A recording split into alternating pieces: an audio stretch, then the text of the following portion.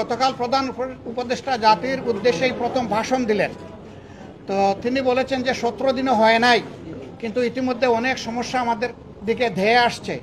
সবাইকে তিনি ধৈর্য ধারণ করার জন্য অনুরোধ জানিয়েছেন, ওনাদেরকে একটু সময় দিতে বলেছেন। সামগ্রিক ভাষণকে আমরা কোন দৃষ্টিতে দেখি? আমরা মনে করি একটা দায়িত্বশীল ভাষণ উনি দিয়েছেন। এই সময় এটাই দরকার ছিল, জাতিকে সামনের দিকে আশা জায়গা নিয়ে কথা জাতির শোনা প্রয়োজন ছিল। তার বক্তব্যে তার প্রতিধ্বনি হয়েছে বলে আমরা মনে করি। তবে এই মধ্যে আমার আকাঙ্ক্ষা পূরণ না হতে পারে, আরেকজনের আকাঙ্ক্ষা পূরণ না হতে পারে। দেখতে হবে সামগ্রিকভাবে সারা দেশবাসীর আকাঙ্ক্ষার প্রতিফলন হয়েছে কিনা। আমরা মনে করি হয়েছে, এবং আমরা মনে করি তারা এখনো তাদেরকে সেভাবেই এগিয়ে গেলে আল্লাহ সাহায্য করবেন, দেশের জনগণ সাহায্য করবে ইনশাআল্লাহ। Redmi 13 স্টাইল বানাই দুনিয়া কাঁপায়। কয়দিন হলো ভাই? এখনো তো একটা মাস হয় নাই, সামান্য কয়টা দিন গিয়েছে। দুনিয়ার জমানো সমস্ত দাবি দাওয়া নিয়ে সবাই এখন রাস্তায় নেমে গেলে যারা এখন সরকারে বসেছেন তারা দেশটা গুছাবেন কিভাবে? এতদিন আপনাদের দাবি দেওয়া কোথায় ছিল? সেই দাবি দেওয়াগুলো এতদিন করলেন না কেন? এখন এরা দায়িত্ব নিয়েছে জনগণের অনুরোধে, তারা তো ইচ্ছা করে এখানে আসেনি।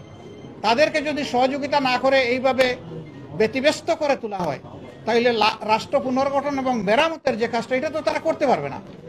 এখানে সকলের দায়িত্ব, একটু ধৈর্য ধরেন, 15.5 বছর ওনারা একটু গুছিয়ে আনুক, তারপরে আপনারা স্বাভাবিকভাবে নিয়মতান্ত্রিকভাবে আপনাদের দাবিগুলো তুলে ধরেন।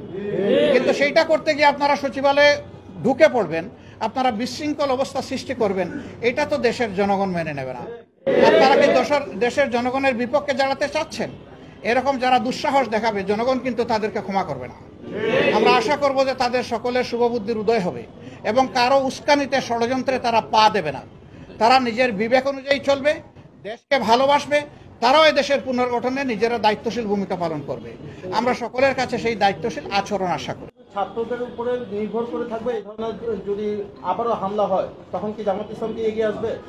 আমরা জামাতে ইসলাম হিসেবে আসবো না, এদেশের সচেতন জনগণ হিসাবে আসবো, এবং ছাত্রদেরকে বাদ দিয়েও আসবো না। আমরা তাদের সহযোদ্ধা হিসাবে আসবো। তবে আমরা দোয়া করি এইগুলার যেন প্রয়োজন না হয়, সবার জন্য শুভ বুদ্ধির উদয় হয়।